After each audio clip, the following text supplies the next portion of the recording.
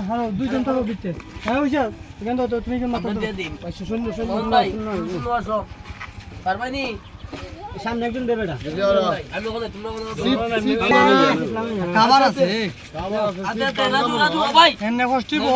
তোলা করো তোলা করো একজন দিকে ধরো একজন দিকে তোলা করো তোলা কর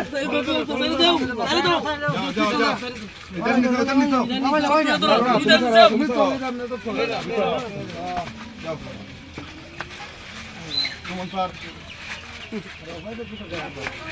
তাই